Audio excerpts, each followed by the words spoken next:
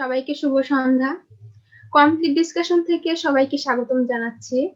আমাদের আজকের বিষয় বিগ ব্যাং থেকে বঙ্গ মহাজাগতিক আলোয় বাঙালির আত্মানুসন্ধান। আমাদের আজকের আলোচক হচ্ছেন সুলাইমান কবির। তিনি ঢাকা বিশ্ববিদ্যালয় থেকে ব্যবসায় প্রশাসন বিষয়ে স্নাতকোত্তর ডিগ্রি অর্জন করেছেন। ব্যবসায় প্রশাসন হলেও তার মূল আগ্রহের বিষয় হচ্ছে বিজ্ঞান ও সাহিত্য। তরুণ বয়স হতেই মহাজাগতিক বিষয়গুলো তাকে তাড়িত ভাবে। সেই অসীমের হাতছানিতেই বিজ্ঞানের রোমাঞ্চকর জগতে তার আনাগোনা। মহাসৃষ্টিতত্ত্ব, প্রাণের উৎপত্তি ও বিকাশ সংক্রান্ত বিষয়গুলো নিয়ে বহু বছরের অক্লান্ত চর্চা এক গভীর মহাজাগতিক বোধ ও আত্মোপলব্ধি অর্জনের পাশাপাশি যাপিত জীবনের অংশ হয়েও গিয়েছে। এছাড়া দর্শন ও সঙ্গীত শাস্ত্রেও তার গভীর রয়েছে। আর কথা না বাড়িয়ে এখন আলোচককে অনুরোধ করবো আলোচনা শুরু করার জন্য। সবাইকে আন্তরিক অভিনন্দন ও শুভেচ্ছা।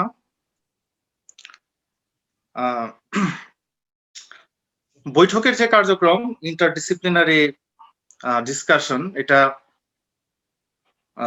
খুবই প্রশংসার দাবিদার আমি মনে করি। কারণ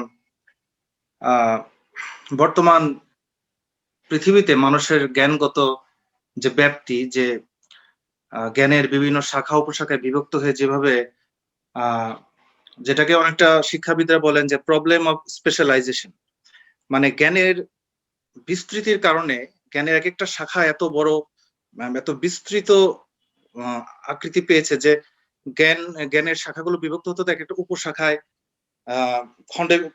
খণ্ডিত আকারে অনেকটা আকৃতি লাভ করেছে। কিন্তু এই ইন্টারডিসিপ্লিনারি ডিসকাশন যদি না থাকে, বা এই যে মানব জ্ঞানের যতগুলো ইতিহাস, দর্শন, বিজ্ঞান, প্রাকৃতিক বিজ্ঞান, তারপর রাজনীতি, এরকম আরো অন্যান্য যে শাখাগুলো, তার সম্যক একটা ধারণা বা প্রাথমিক ধারণা যদি না থাকে, তাহলে একটা অনেকটা আমাদের যে জ্ঞানের যে ব্যাপ্তি, সেটা কিন্তু পূর্ণতা লাভ করে না। জ্ঞানের যেটা ডেপথ বা গভীরতা সেটা থাকে, কিন্তু ভিত্তিটা অনেক বিস্তৃত হওয়া উচিত। ডক্টর আহমদ শরীফের একটা উক্তি আমি বলতে চাই। উনি বলেছিলেন যে জ্ঞানের যে ভিত্তিভূমি সেটা হতে হবে অনেক বিস্তৃত। সেখানে মানব শাখার সবগুলো শাখার জ্ঞান, সেখানে সমন্বয় দরকার। একটা ইতিহাসের ছাত্র, শিক্ষার্থী, সে যদি বিজ্ঞান সম্বন্ধে একদম কিছুই না জানে, বা একজন বিজ্ঞান শিক্ষার্থী সাহিত্যের কিছুই না জানে, তাহলে সেটা একটা জ্ঞানের পূর্ণতার ক্ষেত্রে একটা প্রতিবন্ধক। আমি একটা উদাহরণ দিয়ে বোঝাতে চাই। যেমন অস্ত্রাগারে যে অস্ত্র তৈরি হয় সেখানে এক একটা অস্ত্রের যে নকশা বা ডিজাইন, মূল ডিজাইন, সেটা কিন্তু কখনোই ফাঁস করা যায় না। কারণ সেই টেকনোলজি যদি অন্যরা জেনে যায়, সেটা কখনোই কর্তৃপক্ষ চায় না যে আমাদের একটা অস্ত্রের নকশা এটা অন্যরা জেনে যায়। কিন্তু শত শত কর্মী সেখানে কাজ করে, তারা বুঝতে পারে না যে আসলে কি হচ্ছে, কি ঘটতেছে, কারণ টোটাল পিকচারটা তাদের থাকে না। তারা প্রত্যেকে একটা ক্ষুদ্র যন্ত্রাংশ নিয়ে কাজ করে এবং তাদের জ্ঞানটা থাকে খুবই সীমিত। কেউই বোঝে না আসলে এই যে ক্ষুদ্র ক্ষুদ্র যন্ত্রাংশ, এটা কিভাবে সম্মিলিত হয়ে একটা টোটাল নকশা বা একটা ডিভাইস হিসাবে বা একটা অস্ত্র হিসাবে সেটা ফাংশন করে। এই জন্য তাদের জ্ঞানটা তারা কোনো কাজে লাগাতে পারে না। তাদের ওই জ্ঞানটা তারা ওই ফ্যাক্টরিতেই বা ওই কারখানাতেই তারা কাজ করে যাচ্ছে বছরের পর বছর, কিন্তু তাদের টোটাল পিকচারটা তাদের সামনে নাই। এটা এই জন্য বুঝালাম যে ইন্টারডিসিপ্লিনারি ডিসকাশনের মাধ্যমে আমরা এই যে আমাদের যে জ্ঞানগত যে ব্যাপ্তি বা আমাদের যে টোটাল পিকচার ওয়ার্ল্ড ভিউ, সেটা আমাদের অনেক পরিপূর্ণ এবং ব্যাপ্ত হতে পারে। আজকে আমাদের আপনারা জানেন যে ইতিমধ্যে বলা হয়েছে যে আমাদের শিরোনাম হচ্ছে বিগ ব্যাং থেকে বঙ্গ মহাজাগতিক আলোয় বাঙালির আত্ম অনুসন্ধান। এখন মহাজাগতিক আলোয় আত্ম অনুসন্ধান বলতে আমরা কি বুঝি? আমরা বর্তমান পৃথিবীতে অনেক সময় খণ্ডিত আকারে নিচে থেকে আমরা আইডেন্টিফাই করি। আমাদের যে আইডেন্টিটি, সেটাকে আমরা বিভক্ত করতে করতে ক্ষুদ্রাতি ক্ষুদ্র একটা জায়গায় নিয়ে যায়, যে কারণে আমাদের মধ্যে বিভক্তি, দ্বন্দ্ব, অনেক ক্ল্যাশ, যেগুলো মানব সভ্যতার বিকাশের ক্ষেত্রে অনেক সময় অন্তরায় হয়ে দেখা দেয়। এখান থেকে পরিত্রাণের জন্য আমি মনে করি যে প্রত্যেকটা মানুষেরই বর্তমান মানব সভ্যতা যে জায়গায় এসে দাঁড়িয়েছে, যেখানে আমরা গ্লোবালাইজেশনের কথা বলছি, প্ল্যানেটারি সিভিলাইজেশনের কথা বলছি, সেখানে আমার মনে হয় এক ধরনের মহাজাগতিক দৃষ্টিভঙ্গি তৈরি হওয়া দরকার, যেখানে আমি এই শুধুমাত্র একটা ক্ষুদ্র গণ্ডিতে, একটা শহরে, একটা দেশের ভিতর নিজেকে সীমাবদ্ধ না রেখে এই বিশ্ব ব্রহ্মাণ্ডের সাথে আমার অবস্থান কোথায়, আমার কি সংযোগ, সেই সংক্রান্ত একটা বোধ, একটা তৈরি হওয়া খুবই প্রয়োজন। কারণ আমরা যখন একটা জিনিস খণ্ডিত আকারে দেখি, যেমন আমি যখন একটা রাস্তা দিয়ে যাচ্ছি, আমি যদি শুধু ওই জায়গাটুকুই দেখি, আমি মনে করি যে একটাই রাস্তা এবং এই রাস্তাটাই সঠিক, এটা একমাত্র গন্তব্য, এই রাস্তা ধরে একমাত্র গন্তব্যে পৌঁছানো যেতে পারে। কিন্তু আমি যদি আমার দৃষ্টিকে প্রসারিত করতে পারি, আমি যদি বার্ডস আই ভিউ যেটা বলে, যে উপর থেকে আমি যদি সমগ্র দৃশ্যপটটা উপর থেকে দেখতে পারি, তাহলে আমি দেখবো না আরো অসংখ্য রাস্তা কিন্তু আছে, এবং অনেক রাস্তাই আছে বিকল্প পথ, যেগুলো আমাকে গন্তব্যে নিয়ে যেতে পারে। রবীন্দ্রনাথ ঠাকুর বলেছিলেন যে এই বিশ্বব্যাপী একটা অনেক বিস্তৃত একটা নকশা তৈরি হচ্ছে, সেটা যদি একটা নকশি কাঁথার সাথে আমরা তুলনা করি, তাহলে তুমি হয়তো যেটা দেখছো বা যেটাকে সত্য মনে করছো, সেটা হয়তো সেটার একটা একটা সুতার একটা অংশ। তুমি যদি উপর থেকে দেখো, একটু বিস্তৃত দৃষ্টিভঙ্গি যদি তুমি তৈরি করতে পারো, তাহলে তুমি হয়তো বুঝতে পারবে যে তুমি যেটাকে সবকিছু মনে করছো, সেটা আসলে অনেক অনেক বড় একটা পটভূমির একটা খণ্ডাংশ মাত্র। এই মহাজাগতিক বোধ তৈরি করার জন্য আমাদের মহাজাগতিক যে অবস্থান, এই যে পৃথিবী নামক গ্রহে হোমোসেপিয়েন্স নামক প্রজাতির আমি যে একজন সদস্য, সেই পরিস্থিতিটা আমার মনে হয় ভালোভাবে রিয়েলাইজ করা দরকার আছে। আজকে আমরা যত বৃহত্তর পরিসরে নিজেদেরকে আইডেন্টিফাই করতে পারবো, আমরা মানবতার কথা বলি, মানব জাতির ঐক্যের কথা বলি, মানব জাতির ঐক্যের জন্য আমাদের মহাজাগতিক বোধ খুবই প্রয়োজনীয়। কারণ এই যে আজকে আমাদের গ্রহে, পৃথিবীতে, দেশে দেশে, জাতিতে জাতিতে এত এত অশান্তি, এত যুদ্ধ বিগ্রহ, আমি মনে করি যে একটা ঘটনা যদি আগামীকালকে ঘটে, তাহলে সারা পৃথিবীর মানুষ একত্র হয়ে যাবে।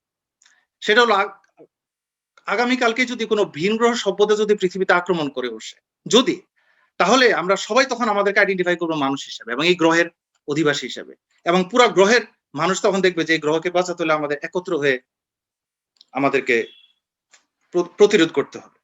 তখন মানুষ তাদেরকে আইডেন্টিফাই করবে এই গ্রহের অধিবাসী হিসেবে। এই যে আমি একটা গ্রহের অধিবাসী না, শুধু আমি যে মহাজগতের একজন সদস্য। রবীন্দ্রনাথের কথা আবার আসতে চাই, যে রবীন্দ্রনাথ ঠাকুর উনি সবসময় যখন একাকী থাকতেন, বিশেষ করে উনি যখন শিলাইদহে সময় কাটাতেন, যেখানে ওনার সৃষ্টিশীল জীবনের অনেক বড় একটা অংশ অতিবাহিত, নিজেই বলেছেন যে এই পদ্মার তীর আমাকে রবীন্দ্রনাথ করেছে। উনি এরকম অনেক বিনিদ্র রাত উনি একাকী হাঁটতেন, এবং উনি তারকা খচিত আকাশের দিকে যখন তাকাতেন অবাক বিস্ময়ে, উনি বারবার এই বিশ্ব ব্রহ্মাণ্ডের এই যে এইখানে যে ওনারও একটা অবস্থান আছে, উনি যে বিচ্ছিন্ন না এই জগৎ থেকে, সেটা বারবার উপলব্ধি করার চেষ্টা করতেন। এবং ওনার যে বিশ্ব দৃষ্টি তৈরি হয়েছে, এর পিছনে এই মহাজাগতিক বোধ খুবই প্রবল ভাবে কাজ করেছে। তো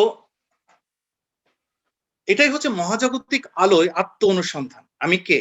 আমি যে মহাজগৎ থেকে বিচ্ছিন্ন নই, আমি যে অনেক বিশাল একটা বিশ্ব ব্রহ্মাণ্ডের একজন সদস্য বটে, আমি যে শুধু একজন গ্রামের একটা মহল্লার একজন মানুষ না।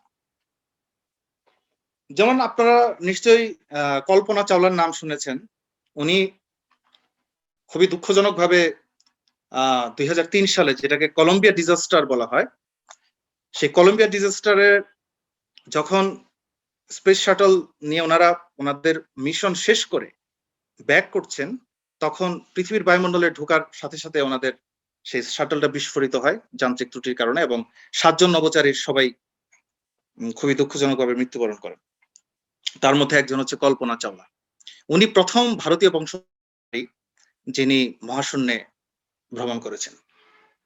ওনার জন্ম হচ্ছে হরিয়ানায়, ভারতের হরিয়ানায়। উনি নাসার একজন অ্যাস্ট্রোনট। কল্পনা চাওলার একটা উক্তি আছে, খুবই প্রণিধানযোগ্য, এবং এই মহাজাগতিক আলোয় আত্মনুসন্ধানের সাথে একেবারে মানে খুব সুন্দরভাবে এটা ম্যাচ করে এই থিমটা, এই কথার যে মানে নির্যাস। উনি বলছেন যে I don't belong to this small village, the whole cosmos is my home. যে আমি এই ছোট্ট গ্রামেরই শুধু আমি একজন সদস্য না, এই টোটাল বিশ্বব্রহ্মাণ্ড, এই সম্পূর্ণ বিশ্বব্রহ্মাণ্ডটাই হচ্ছে আমার হোম, আমার বাসস্থান। এই হচ্ছে মহাজাগতিক আলোয় আত্ম অনুসন্ধানের একটা দিক। আরেকটা দিক আমার একটু, আমি তার সরাসরি তাত্ত্বিক আলোচনায় আসলে যেতে চেয়েছিলাম, কিন্তু আমাকে যেটা বলা হলো যে বাংলায় যে বিজ্ঞান চর্চার যে বর্তমান যে অবস্থা, জ্ঞানগত যে অবস্থা, সেটা নিয়ে আপনি একটু বলবেন। সেজন্য আমি সেদিকে একটু দৃষ্টি দিতে চাই, তারপর আমরা বিগ ব্যাং বা তাত্ত্বিক আলোচনা আমরা যাব। বাংলায় বিজ্ঞান চর্চার আমাদের এই বাংলার জ্ঞানকাণ্ডে এই প্রাকৃতিক বিজ্ঞান চর্চার দিকটা বরাবরই উপেক্ষিত হয়ে আসছে, যেটা দুঃখজনক হলেও সত্য। এখানে এই অঞ্চলে একটা অদ্ভুত ধারণা বাসা বেঁধেছে যে হার্ডকোর সায়েন্স বা এক্সপেরিমেন্টাল সায়েন্স বা ন্যাচারাল সায়েন্স, প্রাকৃতিক বিজ্ঞান, এটা বাঙালির বিষয় না। বাঙালির বিষয় হচ্ছে ভক্তিবাদ, ভাববাদ, আর বিজ্ঞান হচ্ছে বস্তুবাদ।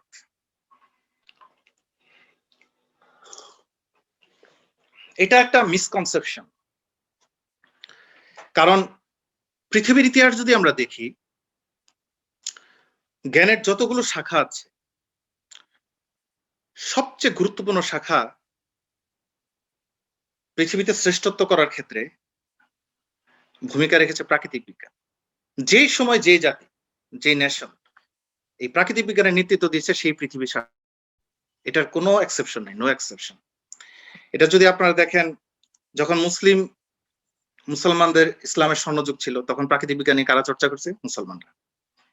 শত শত মুসলিম প্রাকৃতিক বিজ্ঞানী, ইবনে সিনা থেকে শুরু করে আল বিরুনি, তুরসু, আলবাত, এই তালিকা অনেক দীর্ঘ আমরা জানি। তারপর যেটা পশ্চিমা বিশ্বের রেনেসার পর যেটা এক্সপেরিমেন্টাল সায়েন্স শুরু হলো কেপলার, গ্যালিলিও, নিউটনের হাত ধরে, সেটারই ধারাবাহিকতা এখন পর্যন্ত যে টেকনোলজিক্যাল সিভিলাইজেশন যারা নেতৃত্ব দিচ্ছে, সেটা পশ্চিমা বিশ্বে এখনো নেতৃত্ব দিচ্ছে, এবং প্রাকৃতিক বিজ্ঞান চর্চা করছে তারাই মূলত। আমরা যতই বলি যে ভাববাদ, ভক্তিবাদ, আমরা তো বস্তুকে অস্বীকার করতে পারবো না। এই বাংলায় মার্ক্সবাদ নিয়ে অনেক আন্দোলন হয়েছে, মার্ক্সবাদ নিয়ে অনেক কথা হয়েছে। এই যে সম্পদের সুষম বন্টনের কথা বলেন, এই যে খাদ্য বস্ত্র সংস্থানের কথা বলেন, এগুলো তো বস্তু। এগুলোতে সমতার কথা কেন বলছি তাহলে? আমরা কি বস্তুকে অস্বীকার করতে পারবো? আমরা দেহতত্ত্ব বলি, যাই বলে, আমার দেহ তো কোনো বিচ্ছিন্ন অস্তিত্ব নয়। আজকে পৃথিবী যদি তার কক্ষপথ থেকে একটুখানি বিচ্যুত হয়, আমার এই গ্রহে তো প্রাণের অস্তিত্বই থাকবে না। আজকে যদি একটা গ্রহাণু ছুটে আসে, সেটা পৃথিবীকে টুকরো খণ্ড বিখণ্ড করে দিতে পারে। তাহলে আমি তো স্বাধীন অস্তিত্ব নই, এই মহাবিশ্বের অস্তিত্বের সাথে আমার অস্তিত্ব সম্পর্কিত। সেই সত্য থেকে তো দূরে সরে গেলে চলবে না। এবং বাঙালির কি শুধু হৃদয় বৃত্তি আছে, মস্তিষ্ক নেই? এটা কি মানতে হবে? আমরা যদি ইতিহাস বিস্তৃত না হই, আমরা ব্রহ্মগুপ্তের নাম জানি, আমরা বহরা মিহিরের নাম জানি, আমরা ভাস্করাচার্যের নাম জানি। এরা প্রত্যেকেই খুবই প্রথিতযশা গণিতবিদ ছিলেন, এবং এদের যে ইতিহাসে গণিত শাস্ত্রের যে অবদান, এটা কখনোই অস্বীকার করার মতো না। এবং ভাস্করাচার্যের বিখ্যাত যে পাটিগণিতের বই লীলাবতী, সেটা খুবই ঐতিহাসিক একটা অবদান হিসেবে দেখা হয়। আমি যদি আধুনিক বিজ্ঞানের দিকে আসি, একেবারে যদি অ্যাস্ট্রোফিজিক্স নিয়ে কথা বলি, সেক্ষেত্রেও আমাদের অনেক বড় বড় নক্ষত্রের জন্ম হয়েছে এই বাংলায়। মেঘনাথ সাহা, সত্যেন্দ্রনাথ বসু, যার সাথে আইনস্টাইনের যুগ্ম পেপার আছে, কিন্তু ওই যুগ্ম পেপারটা কিন্তু আইনস্টাইনের কোনো কাজ ওখানে ছিল না। সত্যনারায়ণ বসু যে কাজটা করেছেন সেই কাজটা উনি ইংরেজিতে উনি পাঠিয়েছেন আইনস্টাইনকে। উনি অনুরোধ করেছেন, স্যার আমরা সারা পৃথিবীতে যারা ফিজিক্স নিয়ে কাজ করি সবাই আপনাকে শিক্ষক হিসেবে মান্য করি, আমরা সবাই আপনার ছাত্র। আপনি যদি এই গবেষণাটা গুরুত্বপূর্ণ মনে করেন তাহলে আপনি দয়া করে এটা জার্মান ভাষায় অনুবাদ করে আপনি এটা ফিজিক ওই যে জার্নালটা, ওটা ওয়ার্ল্ড সবচেয়ে বিখ্যাত যে জার্নাল, সেই জার্নালে আপনি প্রকাশিত করেন। আইনস্টাইন জাস্ট অনুবাদের কাজটা করেছে, এই জন্য ওইটার সাথে আইনস্টাইনের নাম যুক্ত হয়ে গিয়েছে, কিন্তু মূল কাজটা সম্পূর্ণটাই সত্যেন্দ্রনাথ বসু। উনি ঢাকা বিশ্ববিদ্যালয়ে উনি ওনার স্বর্ণযুগ কাটিয়েছে। জগদীশ চন্দ্র বসুর নাম আমরা সবাই জানি, বিজ্ঞানী ছিলেন। উনি এত উদার ছিলেন যে উনি ওনার কাজ প্যাটেন্ট পর্যন্ত করেননি। উনি বলছেন যে না, জ্ঞানকে আমি কক্ষিগত করে রাখবো না, এটা সবার। এই কারণে উনি প্যাটেন্ট না করার কারণে ওনাকে আজকে অফিসিয়ালি আমরা রেডিওর আবিষ্কারক বলতে পারি না। সারা পৃথিবী জানে যে উনি মার্কনির অনেক আগে উনি রেডিওর আবিষ্কার কারণ। এই যে বাস্তবতা এবং আমাদের যে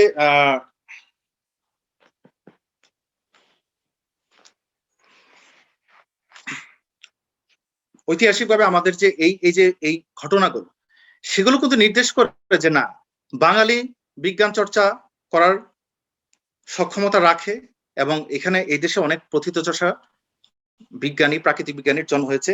কিন্তু আমাদের এক ধরনের আমি মনে করি যে এক ধরনের কর্ম বিমুখতা, শ্রম বিমুখতা এই ক্ষেত্রে আমার মনে হয় যে আমাদেরকে পিছিয়ে দিচ্ছে, কারণ প্রাকৃতিক বিজ্ঞানের চর্চা খুবই শ্রমসাধ্য ব্যাপার। এই জন্য বলছি যে খুবই শ্রমসাধ্য ব্যাপার, যে এটা শুধুমাত্র মুখের কথা বা যুক্তিতর্ক দিয়ে হয় না। এখানে অবিশ্রান্ত ভাবে গবেষণার দরকার হয়, নিরলস সাধনার দরকার হয়, এবং নিরলস সাধনার পর অনেকে সারা জীবনের গবেষণার পরে দেখা যেতে পারে উনি পুরোটাই যা করছেন ভুল, সেটাও হতে পারে। এই ব্যর্থতার ঝুঁকিও থাকে। এই সবকিছু নিয়েই আজকে প্রাকৃতিক বিজ্ঞান যে জায়গায় এসে দাঁড়িয়েছে, এর পিছনে কিন্তু অসংখ্য মানুষের নিরলস সাধনা রয়েছে। আমরা যদি বলি টাইকো ব্রাহের কথা, টাইকো ব্রাহে এই যে আজকে আমাদের সৌর জগতের যে সৌরকেন্দ্রিক যে মডেল, সেটার জন্য কিন্তু টাইকো ব্রাহের উনি যে রাতের পর রাত উনি করেন নিজের দিকে, তাহলে মহাবিশ্ব স্থির কিভাবে থাকে? তাহলে তো এটা সংকুচিত হওয়ার কথা, কারণ সবকিছুকে আকর্ষণ নিজের দিকে আকর্ষণ আস্তে আস্তে সংকুচনের দিকে আসবে।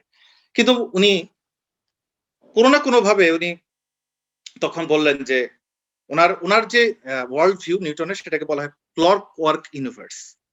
ক্লক ওয়ার্ক ইউনিভার্স হচ্ছে একটা মেশিনের মতো, এটা হয় এবং ঈশ্বর হচ্ছে মাঝে মধ্যে এটাকে রিপেয়ার করে, ঠিকঠাক করে, যাতে এটা ফাংশন করে ঠিক মতো। কিন্তু নিউটন এটার কোনো ব্যাখ্যা দিতে পারেননি, এবং ওনার বইতে উনি এক জায়গায় উনি শেষে বলেছেন যে I am living this matter for the consideration of the reader. উনি পাঠকের হাতে এটা ছেড়ে দিলেন। কোনো পাঠক এটা নিয়ে মাথা ঘামে নাই 200 বছর পর আইনস্টাইন এটা নিয়ে মাথা ঘামানো শুরু করল। এবং আইনস্টাইনের তত্ত্বে আমরা যাব না, কারণ এটা একটা ওটার জন্য আলাদা 7টা এরকম সেশন গেলেও হয়তো শেষ হবে না। কিন্তু আইনস্টাইনের মডেলেও আইনস্টাইন দেখছেন ওনার জেনারেল থিওরি অফ রিলেটিভিটির ইকুয়েশন উনি যখন সলভ করছেন, মানে উনি যখন করতেছেন ইকুয়েশনটা আবিষ্কার করছেন আর কি, তখন উনি দেখছেন যে ওনার ইকুয়েশনের সলিউশন অনুযায়ী কোনোভাবেই মহাবিশ্বকে স্থির রাখা যাচ্ছে না। এটা হয় সংকোচনশীল নয় প্রসারণশীল, এটা কোনোভাবে স্থির থাকে না।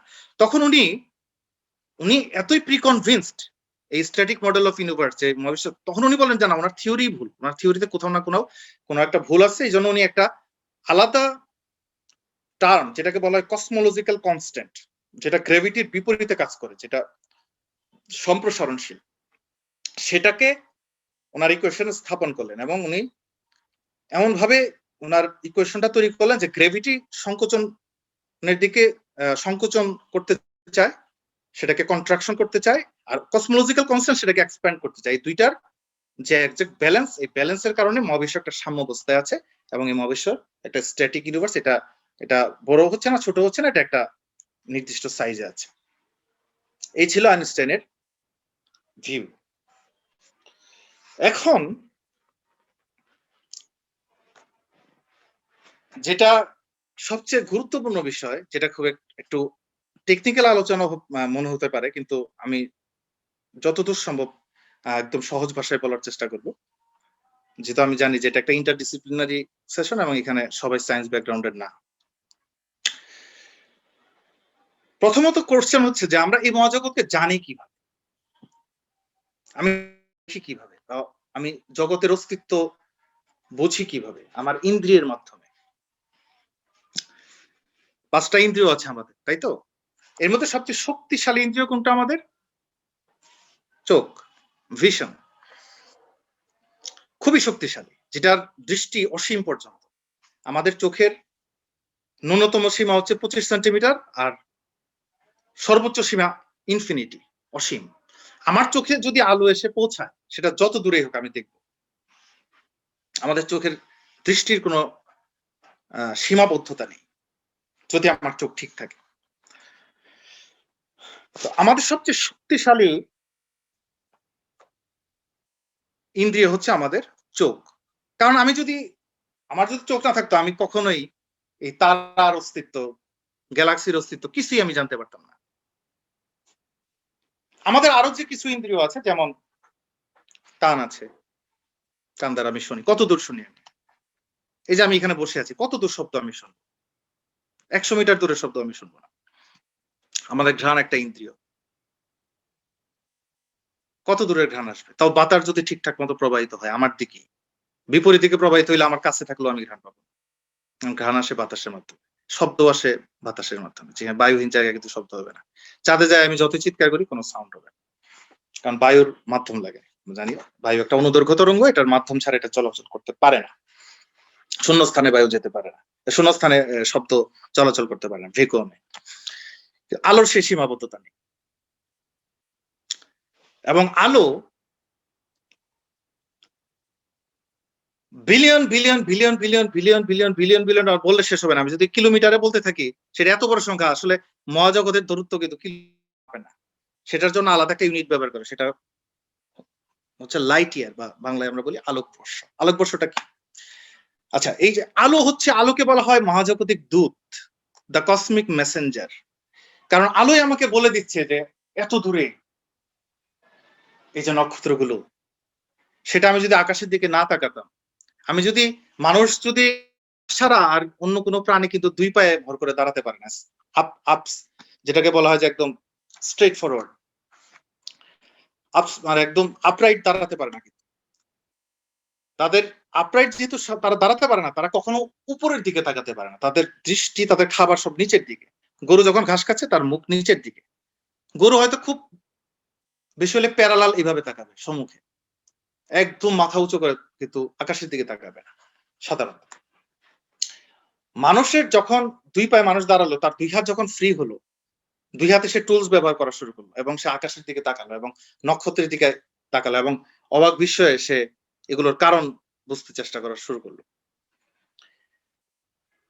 এই আলোই কিন্তু এই দূর দূরান্তের খবর, এই বিলিয়ন বিলিয়ন আলোকবর্ষ দূরের খবর আমাদেরকে এনে দিচ্ছে। এবং ওই যে বললাম যে একটা জিনিসকে আমরা কখন দেখি? যখন ওইখান থেকে আলো এসে পৌঁছায়, অথবা আলো ওইখানে প্রতিফলিত হয়ে যদি আমাদের চোখে এসে পৌঁছায়, তখন আমরা ওই বস্তুটা দেখব এবং সেটার অস্তিত্ব আমরা জানতে পারবো।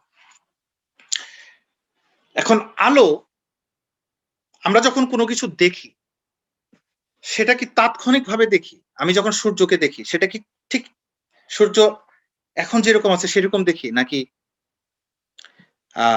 অন্য সময়ের সূর্যকে দেখি? এটার মানুষের ধারণা ছিল মানুষ তাৎক্ষণিকভাবে সবকিছু দেখে।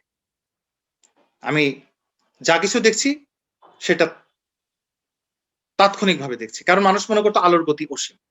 কিন্তু যখন রোমার, ড্যানিশ অ্যাস্ট্রোনমার, উনি রোমার যখন প্রথম দেখালেন যে না, আলোর গতি অসীম না, আলোর সময় লাগে যেতে, সেটা অত্যন্ত দ্রুত গতি এবং সেটা speed limit of the universe. আলোর nothing can travel faster than light, এটা হচ্ছে স্পেশাল থিওরি অফ রিলেটিভিটির একটা অনুসিদ্ধান্ত।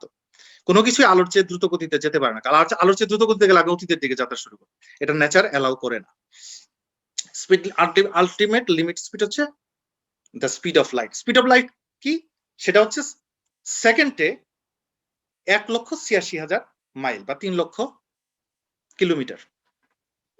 এটা কল্পনাতীত একটা গতি, এটা আমাদের পক্ষে বোঝা সম্ভব না। কারণ এই যে আমি তুড়িটা বাজাইলাম, এই সময় এই তুড়িটা বাজতে যতটুকু সময় হলো এর মধ্যে আলো 7 বার পৃথিবীকে প্রদক্ষিণ করতে পারে এই সময়। এখন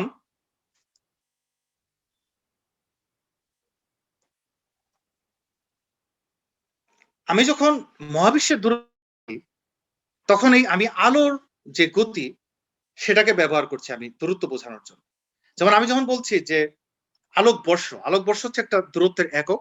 এই একক হচ্ছে আলো 1 সেকেন্ডে যেমন 1,86,000 মাইল যায়, আলো 1 বছরের যে দূরত্বটা অতিক্রম করে সেটা হচ্ছে 1 আলোকবর্ষ।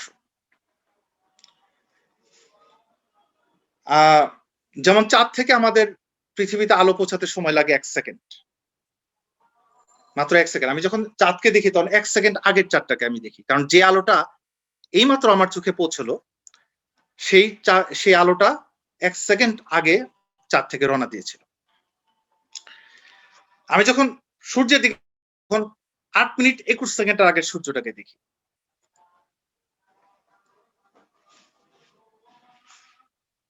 এইভাবে মহাবিশ্ব এত বড় যে মহাবিশ্বের আমাদের এই গ্যালাক্সি সেটার ডায়ামিটার হচ্ছে 1 লক্ষ আলোকবর্ষ। তার মানে এই গ্যালাক্সির এক প্রান্ত থেকে আরেক প্রান্তে আলোর যেতে সময় লাগে 1 লক্ষ বছর। এই মিল্কি গ্যালাক্সি এত বড়। তা আমাদের মহাজাগতিক অবস্থানটা কেমন একটু বলে নিই। যেমন পৃথিবী একটা গ্রহ, এই গ্রহ সৌরজগতের একটা গ্রহ। এই সৌরজগতের কেন্দ্র হচ্ছে সূর্য। সূর্য একটা নক্ষত্র, একটা মাঝারি আকারের নক্ষত্র। এই সূর্যের মতো প্রায় 400 বিলিয়ন, মানে প্রায় 40,000 কোটি নক্ষত্র নিয়ে আমাদের এই মিল্কি ওয়ে গ্যালাক্সি। আমাদের সবচেয়ে কাছের নক্ষত্রের নাম হচ্ছে আলফা সেন্টুরি বা প্রক্সিমা সেন্টুরি। সেখানে যেতে আলোর সময় লাগে প্রায় 4 বছর। এই যে আমরা যখন মহাবিশ্বের দিকে তাকাচ্ছি, আমরা কিন্তু বিভিন্ন সময় দেখছি। আমি যখন 600 আলোকবর্ষ দূরের কোন নক্ষত্রকে দেখছি, আমি কিন্তু তার 600 বছর আগে তার রূপটা দেখছি। সূর্য যদি ঠিক এই মুহূর্তে নিভে যায়, তাহলে কিন্তু পৃথিবীবাসী ঠিক তাৎক্ষণিকভাবে সেটা জানতে পারবে না। সেটা জানতে তার সময় লাগবে ঠিক 8 মিনিট 21 সেকেন্ড। এখন এটা এই কথাগুলো বলার কারণ হচ্ছে এই যে কিভাবে প্রথম মানুষ সম্প্রসারণশীল মহাবিশ্বের কথা বুঝতে পারলো। যেমন আমি এর আগে উল্লেখ করেছি যে আইনস্টাইন নিজেও এতটাই প্রিকনভিন্স ছিলেন যে উনিও সম্প্রসারণশীল মহাবিশ্বের ধারণা মাথায় আনতে পারেন, এত বড় জিনিয়াস হওয়া সত্ত্বেও। সেটা প্রথম উপলব্ধি যিনি করেন তার নাম হচ্ছে এডউইন হাবেল।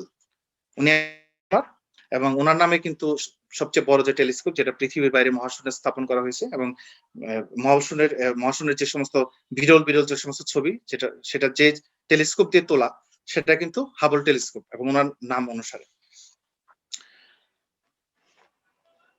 হাবল যখন রাতের পর রাত উনি খুবই ধনী ব্যক্তি ছিলেন, খুবই অবস্থাশালী ব্যক্তি ছিলেন। ওনার নিজস্ব পরীক্ষাগারে অসম্ভব শক্তিশালী টেলিস্কোপ, যেগুলো দিয়ে উনি অনেক দূরের নক্ষত্র এমনকি গ্যালাক্সি পর্যন্ত উনি পর্যবেক্ষণ করা শুরু করেন। এবং উনি দেখলেন যে এই যে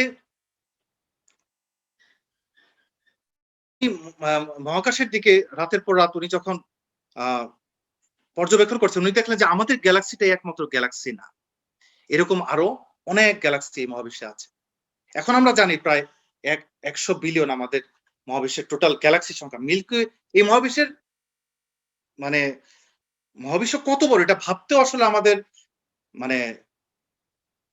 আমরা বিস্মিত হই। কারণ আমরা একটা একটা সৌরজগতের একটা গ্রহে আমরা বাস করি, সেই গ্রহে যেই নক্ষত্রকে প্রদক্ষিণ করে ঘুরছে এরকম 40,000 কোটি নক্ষত্র আছে আমাদের গ্যালাক্সিতে। সেরকম গ্যালাক্সির সংখ্যা হচ্ছে 100 বিলিয়ন। তাহলে এই মহাবিশ্বের মানে বিস্তৃতিটা কত কত বড়, এটা কল্পনা করা কঠিন আমাদের জন্য। যাই হোক, যেটা বলতেছিলাম, আমি আলোচনা সংক্ষিপ্ত করে আনতেছি। উনি যখন তাকালেন, উনি দেখলেন যে এই মহাবিশ্বে আমাদের গ্যালাক্সির মতো আরো অসংখ্য গ্যালাক্সি আছে। প্রথমে ওনার ধারণা ছিল যে এই গ্যালাক্সিগুলোর গতিগুলো হবে র্যান্ডম, মানে কিছু আমাদের দিকে আসবে, কিছু আমাদের থেকে দূরে সরে যাবে। কিন্তু উনি খুব অবাক হয়ে লক্ষ্য করলেন যে উনি যেদিকেই তাকান, যেই গ্যালাক্সির দিকে উনি দৃষ্টি নিবদ্ধ করেন, প্রত্যেকটা গ্যালাক্সি আমাদের কাছ থেকে দূরে সরে যাচ্ছে। প্রত্যেকটা গ্যালাক্সি আমাদের কাছ থেকে দূরে সরে যাচ্ছে।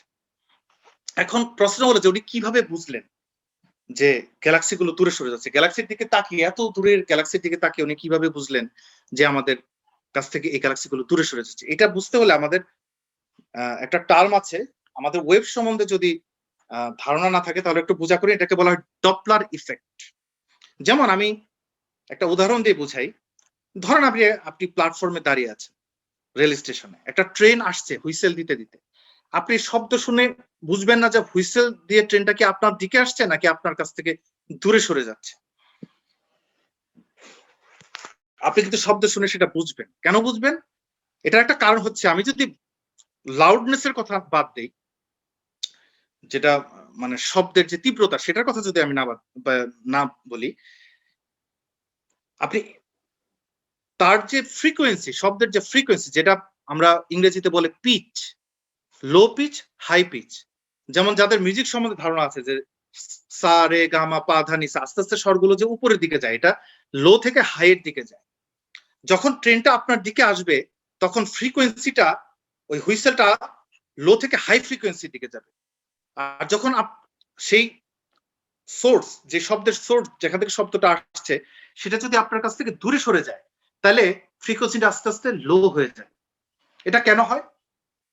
এটা হওয়ার কারণ হচ্ছে, ধরেন ফ্রিকোয়েন্সি বলতে আমরা কি বুঝি? আমরা তরঙ্গ বা ঢেউ, আমরা যদি এখানে দেখি, যেমন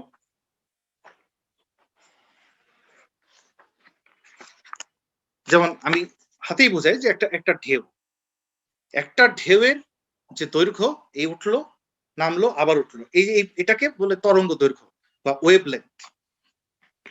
এই ওয়েভলেংথ যত বড় হবে, 1 সেকেন্ডে তরঙ্গের সংখ্যা তত কমতে থাকবে। কারণ আমার শব্দের একটা নির্দিষ্ট বেগ আছে। এখন শব্দের তরঙ্গ দৈর্ঘ্য যদি বেশি হয়, তাহলে এই জায়গার ভিতরে বেশি একটা তরঙ্গ সৃষ্টি হতে পারবে না। আর যদি তরঙ্গ দৈর্ঘ্যটা কম হয়, তাহলে এই নির্দিষ্ট জায়গার ভিতরে অনেকগুলো তরঙ্গ সৃষ্টি হতে পারবে। সেজন্য সেটার ফ্রিকোয়েন্সিটা বেড়ে যাবে। আমরা যখন লো লো পিচের কথা বলি, তখন তরঙ্গ দৈর্ঘ্যটা থাকে লম্বা, এই জন্য ফ্রিকোয়েন্সি থাকে বেশি। আর যখন সেটা হাই ফ্রিকোয়েন্সির দিকে যায়, তখন তরঙ্গ দৈর্ঘ্যটা ছোট হয়ে আসে এবং ফ্রিকোয়েন্সিটা বেড়ে যায়, একটা আরেকটার বিপরীত। তরঙ্গ দৈর্ঘ্য আর কম্পাঙ্ক, এই দুটো হচ্ছে বিপরীত। তরঙ্গ দৈর্ঘ্য যদি বড় হয়, কম্পাঙ্ক কমে আসে, আর যদি ছোট হয়, কম্পাঙ্ক বেড়ে যায়। আমি এত টেকনিক্যাল আলোচনায় যাব না। এখন কোন জিনিস যখন আমার দিকে আসছে, তখন আমার কাছে কেন মনে হয় যে সেটার কম্পাঙ্ক বেড়ে যাচ্ছে? কারণ হচ্ছে, যখন ধরলাম প্রতি সেকেন্ডে 5টা করে ওয়েভ সেখান থেকে আসছে, তার মানে সেটার কম্পাঙ্ক হচ্ছে 5। কিন্তু সে যদি আমার দিকে আসতে থাকে, তখন দ্বিতীয় তরঙ্গটা যখন রওনা দিল, সে তখন আরো আমার কাছে চলে আসছে, সেজন্য সেটা আরো আগে এসে আমার কাছে পৌঁছাবে। তৃতীয় তরঙ্গটা যখন রওনা দিবে, তখন সে আরো কাছে চলে আসবে, এই কারণে সে ওই তরঙ্গটা আরো আগে পৌঁছাবে। এবং আমার কাছে মনে হবে যে সেখান থেকে যদি প্রতি সেকেন্ডে 5টা করে তরঙ্গ আসে, আমার এখানে আমি রিসিভ করবো তার চেয়ে বেশি, কারণ সে আমার দিকে এগিয়ে আসছে। এই কারণে আমার কাছে মনে হবে তার ফ্রিকোয়েন্সিটা বেড়ে যাচ্ছে। এবং শব্দের ক্ষেত্রে আমি এটাকে বুঝবো পিচ হিসাবে। মানে আমার কাছে মনে হবে লো পিচ থেকে হাই পিচ সাউন্ডের দিকে আসছে, তখন আমি বুঝবো যে সোর্সটা আমার দিকে আসতেছে। আর সে যদি আমার কাছ থেকে দূরে সরে যায়, তখন আমার কাছে মনে হবে যে এটা হাই পিচ থেকে লো পিচের দিকে চলে যাচ্ছে। আমি শুনেই বুঝবো যে জিনিসটা আমার কাছ থেকে দূরে সরে গেল। এটা আমি যদি আমার যদি কোনো একটা থাকতো, ডিভাইস থাকতো, আমি আর ভালোভাবে শব্দটা শোনাতে পারতাম।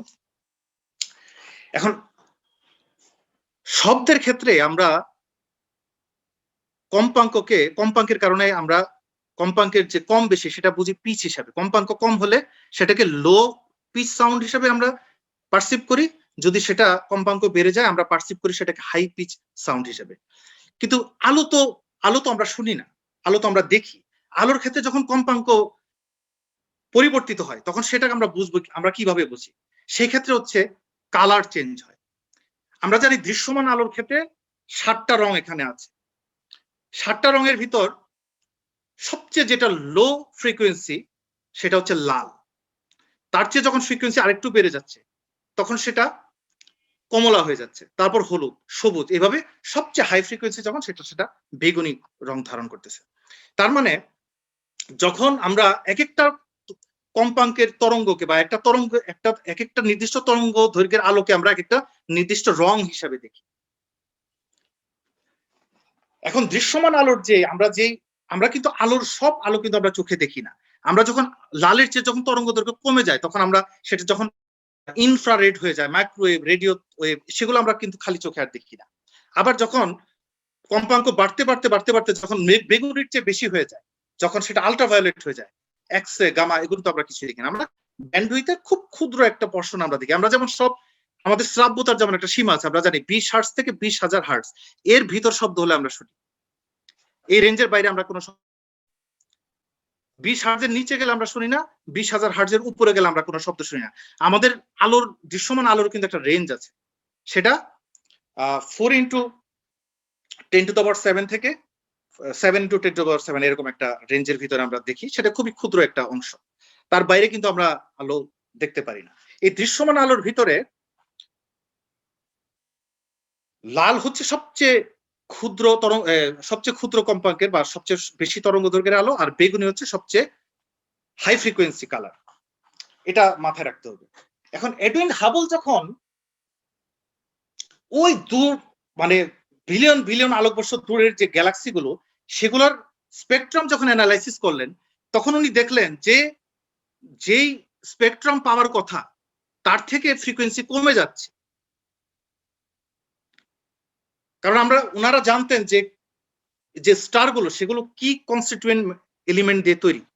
সেখানে হাইড্রোজেন, হিলিয়াম, আরো যে অন্যান্য হেভি এলিমেন্ট যেগুলো আছে সেগুলো কি স্পেকট্রামের আলো নির্গত করে। সেই স্পেকট্রামের আলো যখন উনি অ্যানালিসিস করলেন, উনি দেখলেন যে স্পেকট্রামটা পাওয়ার কথা সেটা পাওয়া যাচ্ছে না। যেদিকে দূরবর্তী গ্যালাক্সি থেকে উনি যখন তাকাচ্ছেন সেটা ফ্রিকোয়েন্সি কমে যাচ্ছে। যখনই ফ্রিকোয়েন্সি কমে যাচ্ছে তখনই বুঝতেছেন যে সেগুলো আমাদের কাছ থেকে দূরে সরে যাচ্ছে। ওই যে বলছিলাম, যখন একটা বাস দূরে সরে যায় আমাদের কাছ থেকে বা একটা ট্রেন, তখন সাউন্ডটা লো হয়ে যায়।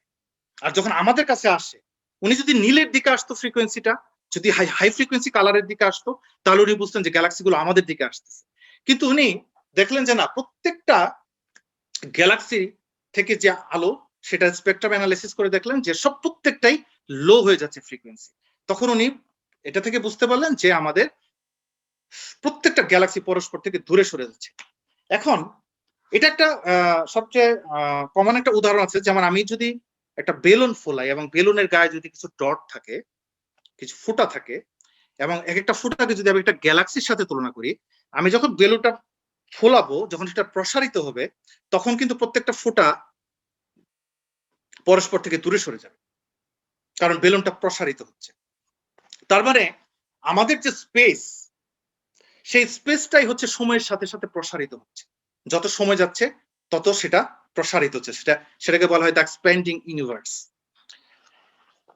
এখন প্রশ্ন হলো, এডুইন হাবল চিন্তা করলেন এবং তার পরবর্তীতে যে আলেকজান্ডার ফ্রাইডম্যান, একজন রাশিয়ান ফিজিসিস্ট, উনি বললেন যে আমরা যদি ভবিষ্যতের দিকে যাই, তাহলে যদি আমরা দেখি যে এই মহাবিশ্ব সম্প্রসারিত হচ্ছে, তাহলে আমি যত অতীতের দিকে যাব, if I go back in time, তাহলে আমি দেখবো যে এই মহাবিশ্ব আরো সংকুচিত অবস্থায় ছিল, তারও অতীতে গেলে আরো সংকুচিত অবস্থায় ছিল, তারও আগে গেলে আরো সংকুচিত অবস্থায় ছিল। একদম সৃষ্টির মুহূর্তে আমি যদি টাইম জিরোতে চলে যাই, তাহলে সমগ্র মহাবিশ্বটাই একটা বিন্দুতে অবস্থান করেছিল, এবং সেখানে সেটাকে বলা হয় বিগ ব্যাং সিঙ্গুলারিটি। সেটার অবস্থাটা এতই এক্সট্রিম সিচুয়েশন, সেখানে বিজ্ঞানের কোনো তত্ত্ব কাজ করে না এবং সেখানে বিজ্ঞানের সমস্ত তত্ত্ব ভেঙে পড়ে, কারণ ইনফিনিটি চলে আসে। ইনফিনিটি আপনারা জানেন যে কোনো ইকুয়েশনে যদি ইনফিনিটি আসে, ইনফিনিট নাম্বার যদি চলে আসে, তাহলে আর ওই ইকুয়েশন সলভ করা যায় না। এবং আইনস্টাইনের যে জেনারেল থিওরি অফ রিলেটিভিটি, যেটা এই মহাবিশ্বের যেটা যে আকৃতি বা প্রকার, সেটা বৃহৎ পরিসরে যেটা ব্যাখ্যা করে, সেটা আর কোনোভাবেই বিগ ব্যাং সিঙ্গুলারিটিতে এসে কাজ করে না। তার মানে আমাদের জ্ঞানের সমস্ত জ্ঞানের শুরু হচ্ছে বিগ ব্যাং থেকে। এখন স্টিফেন হকিং বলেছেন যে বিগ ব্যাং এর আগে যদি কিছু থেকেও থাকে, কোনো কিছুর অস্তিত্ব থেকেও থাকে, সেটা কোনোভাবেই আমাদের মহাবিশ্বের অস্তিত্বে সেটা প্রভাব ফেলতে পারে না। সো সেটা থাকা না থাকা আমাদের জন্য সমান, সেটার কোনো কনসিকুয়েন্স এই ইউনিভার্সে সেটার কোনো কনসিকুয়েন্স নেই। এই কারণে আমরা ধরে নিতে পারি উইথ অল প্র্যাকটিক্যাল পারপাস যে বিগ ব্যাং থেকে, বিগ ব্যাংকে একদম দ্য মোমেন্ট অফ ক্রিয়েশন এবং সময় এবং স্পেসের শুরু হিসেবে আমরা দেখতে পারি। এবং time itself was created at the moment of big bang. তার আগে সময় বলতেও কিছু ছিল না। এটা খুব শুনতে অদ্ভুত শোনায়, কিন্তু স্পেস টাইম বলতে আসলে কিছু ছিল না। এবং আমরা যখন বিগ ব্যাং এর কথা বলি, যে আমরা মনে করি যে আশেপাশে মনে হয় স্পেস ছিল, সেটা একটা কিছু বিস্ফোরিত হয়ে হয়তো বাইরে ছড়িয়ে পড়েছে। না, আসলে কনসেপ্টটা এরকম না, এটা ভিজুয়ালাইজ করা খুব কঠিন। স্পেসেরই কোনো অস্তিত্ব ছিল না, স্পেস নিজেই সৃষ্টি হচ্ছে বিগ ব্যাং থেকে এবং সেটা সম্প্রসারিত হচ্ছে। যেমন আমরা যখন বলতেছি যে দুইটা গ্যালাক্সি দূরে সরে যাচ্ছে, আসলে গ্যালাক্সি দূরে সরে যাচ্ছে না, বরঞ্চ তাদের মধ্যকার যে স্পেস, সেটাই সম্প্রসারিত হচ্ছে। এটা আবার সেই আগের উদাহরণটা দিয়ে বোঝানো যায়, যেমন একটা বেলুনের উপর যদি দুইটা পিঁপড়া দাঁড়িয়ে থাকে, দুইটা পিঁপড়া যদি বিপরীত দিকে হাঁটা শুরু করে, তাহলে তাদের মধ্যকার দূরত্ব বেড়ে যাবে। কিন্তু পিঁপড়াগুলো যদি নিজের জায়গায় দাঁড়িয়ে থাকে, আমি যদি বেলুনটা ফুলাই, বেলুনটা যদি প্রসারিত, পিঁপড়া দুইটা দূরে সরে যাবে, কারণ তাদের মধ্যকার স্পেসটা প্রসারিত হচ্ছে। একইভাবে আমাদের এই মহাবিশ্বের যে স্পেস, সেটা সময়ের সাথে সাথে সম্প্রসারণের দিকে যাচ্ছে এবং প্রত্যেকটা গ্যালাক্সি একে অপরের থেকে দূরে সরে যাচ্ছে। এবং এটা প্রথম যখন উপস্থাপন করা হয়, বিজ্ঞানীরা এটা প্রথমে স্বীকার করতে চাননি, কারণ এটার তারা অনেক ধরনের যুক্তিতর্কের, যেমন স্টেডি স্টেট থিওরি, স্প্রেডওয়েল উনি বলছেন না, এই মহাবিশ্ব সম্প্রসারিত হচ্ছে কিন্তু এটা তৈরি হচ্ছে, এটা এটা মহাবিশ্বের সম্প্রসারণশীল তত্ত্বের প্রয়োজন নেই এটা। এভাবে অনেক ধরনের বিকল্প তত্ত্ব তৈরি হয়। কিন্তু আমি এটা দিয়ে শেষ করব যে একটা প্রমাণের ভিত্তিতে একদম চিরকালের মতো প্রমাণিত হয়ে যায় যে big bang happened and big bang theory is the right theory. সেটা কি? সেটা হচ্ছে জর্জ গ্যামো নামে একজন বিজ্ঞানী, উনি বলেন যে বিগ ব্যাং যদি সত্যি হয়ে থাকে, এই বিস্ফোরণ যদি হয়ে থাকে, তাহলে সেটার যে আফটার গ্লো, সেটার যে রেডিয়েশন, সেটা এখনো এই মহাবিশ্বে আমরা খুঁজে পাবো, সেটা এখনো থাকবে। কেন? কারণ বিগ ব্যাং তো কোনো নির্দিষ্ট একটা অঞ্চলে হয় নাই, বিগ ব্যাং থেকে মহাবিশ্বের শুরু, তাহলে এটা তো সমগ্র মহাবিশ্বব্যাপী এটার অস্তিত্ব থাকবে। এবং উনি বললেন যে এটা শুরুতে এত উত্তপ্ত অবস্থায় ছিল, এত হট, এটার টেম্পারেচার ছিল হচ্ছে 10 to the power 90 degree Celsius. এটা কল্পনা করা কঠিন। একের পেছনে 90টা শূন্য বসালে যে সংখ্যা, একের পিছনে 90টা শূন্য বসালে যে সংখ্যা, তত ডিগ্রি সেলসিয়াস এটা টেম্পারেচার ছিল। এবং উনি হিসাব করে একদম গাণিতিক ভাবে বললেন যে এটা ঠান্ডা হতে হতে বর্তমানে যে রেডিয়েশনটা আমরা পাবো, সেটার তাপমাত্রা কেলভিন, 3 কেলভিন বা minus 270 degree Celsius, minus 270 degree Celsius বা 3 কেলভিন। কিন্তু সেটাকে ডিটেক্ট করার মতো কোনো ডিভাইস বা এন্টেনা, এত সেন্সিটিভ কোনো এন্টেনা তখন বিজ্ঞানীদের হাতে ছিল না। যে আমি তো রিসিভ করার মতো আমার, যেমন এই রুমে আমার যদি একটা রেডিও, আমি যদি এখন টিউন করি, আমি গান শুনবো, অনেক কিছু শুনবো, কিন্তু আমি রেডিও নাই, আমি ওই তরঙ্গগুলো কিন্তু এই রুমের ভিতর ভাসতেছে, কিন্তু আমি কিন্তু শুনতে পারতেছি না, কারণ আমার রিসিভার নেই। এখন যদি আমার হাতে একটা এফএম রেডিও থাকতো, আমি যদি ওই করি, আমি কিন্তু গান শুনতে পারবো, কোথাও সংবাদ হচ্ছে, সবই তো ভেসে বেড়াচ্ছে, কিন্তু আমি কেন শুনতে পারতেছি না? কারণ আমার রিসিভার নেই। ওই মাইক্রোওয়েভ রেডিয়েশন, যেটাকে মাইক্রোওয়েভ ব্যাকগ্রাউন্ড রেডিয়েশন বলে, সেটা কিন্তু এই মহাবিশ্বের সর্বত্র বিরাজমান, কিন্তু সেটা ডিটেক্ট করার মতো কোনো রেডিয়েশন রিসিভার বা সেন্সিটিভ এন্টেনা বিজ্ঞানীদের হাতে ছিল না। তারা সার্চ করতেছিলেন এবং থিওরিটিক্যালি প্রুভ করার চেষ্টা করছে। ইতিমধ্যে 1965 সালের ঘটনা, দুইজন বিজ্ঞানী বেল কমিউনিকেশন রিসার্চ সেন্টার বা বেল টেলিফোন ল্যাবরেটরি, যেটা, সেখানকার দুইজন বিজ্ঞানীর নাম হচ্ছে আর্নো পেনচিয়াস আর রবার্ট উইলসন। তারা খুবই সেন্সিটিভ একটা মাইক্রোওয়েভ ডিটেক্টর তৈরি করেন, এবং যখন তারা এটা এক্সপেরিমেন্ট করতে যান তারা দেখে শুধু নয়েজ আসে, শুধু নয়েজ আসে, কিসের জন্য একটা নয়েজ সব জায়গা থেকে আসতেছে এবং কোনোভাবে এটাকে ক্যান্সেল আউট করা যাচ্ছে না। তারা বুঝতে পারতেছেন না যে এই নয়েজটা কোত্থেকে আসতেছে, এবং তারা দেখতেছেন যে এটা দিনে রাতে কোনো এটা অ্যাটমসফিয়ারের ভিতর থেকে আসতেছে না, বায়ুমণ্ডলের ভিতর থেকে আসতেছে না, কারণ এটা খাড়া দিলেও যেরকম আসতেছে, প্যারালাল করে দিলেও একই রকম আসতেছে, কোনো হেরফের নেই, তার মানে এটা অ্যাটমসফিয়ারের বাইরে থেকে আসতেছে। তারপর ওনারা দেখলেন যে এটা দিনেও যা রাতেও যা, দিন রাতের জন্য বা বছরের বিভিন্ন সময় এটার কোনো ডিফারেন্স হয় না, একই তীব্রতায় আসে, তার মানে এটা সোলার সিস্টেমের বাইরে থেকে আসতেছে। এবং ওনারা যখন ওই জর্জ গেমোর গবেষণার কথা জানতে পারলেন, তখন ওনারা শেষ পর্যন্ত বুঝতে পারলেন যে ওই যে জর্জ গেমোর যে মাইক্রোওয়েভ বিগ ব্যাং এর যে আফটার গ্লোর কথা বলছিলেন, ওনারা সেই ব্যাকগ্রাউন্ড রেডিয়েশনই কিন্তু ডিটেক্ট করেছেন। এবং তখন 1978 সালে তাদেরকে নোবেল পুরস্কার দেওয়া হয় পদার্থবিজ্ঞানে এই আবিষ্কারের জন্য। ওনারা না অজান্তেই, নিজের অজান্তেই, অ্যাক্সিডেন্টালি সবচেয়ে বড় একটা আবিষ্কার ওনারা করেছেন, যেটাকে বলা হয় কসমিক মাইক্রোওয়েভ ব্যাকগ্রাউন্ড বা সিএমও। যেটা এই সিএমও যখন আবিষ্কৃত হয়ে গেছে, যে ওই বিস্ফোরণ, বিগ ব্যাং এর যে বিস্ফোরণ, সেটার আফটার গ্লো, সেটার রেডিয়েশনের আফটার গ্লো যখন সরাসরি বিজ্ঞানীরা তাদের এন্টেনায় ধরতে পেরেছেন, তখন আর বিন্দু মাত্র সন্দেহ থাকলো না যে বিগ ব্যাং থেকেই মহাবিশ্বের শুরু। Big bang was the starting point of the universe. এবং এটাই এখন পর্যন্ত এই মহাবিশ্বের সৃষ্টি তত্ত্বের সবচেয়ে গ্রহণযোগ্য তথ্য হিসেবে বিজ্ঞানী মহলে এবং সায়েন্টিফিক কমিউনিটিতে স্থান পেয়ে আসছে। সবাইকে ধন্যবাদ।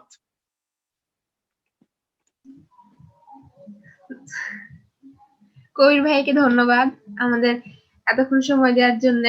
আর খুব সংক্ষিপ্ত আলোচনা, মানে এত বড় একটা জিনিস কিন্তু খুব সংক্ষিপ্ত সময়ের মধ্যেই শেষ করে ফেলছে। এই 9-10 ইন্টারে যখন সায়েন্সে পড়ছি তখন দেখা যাচ্ছে যে মানে এসব নিয়ে আলোচনা শুনছে, মানে স্যাররাও বুঝাইছে, সেই সবই আপনি আবার একটা সংক্ষিপ্ত করে একটু বুঝাই দিলেন, শুনে অনেক ভালো লাগলো, আর রিভিশনও হয়ে গেল আমার।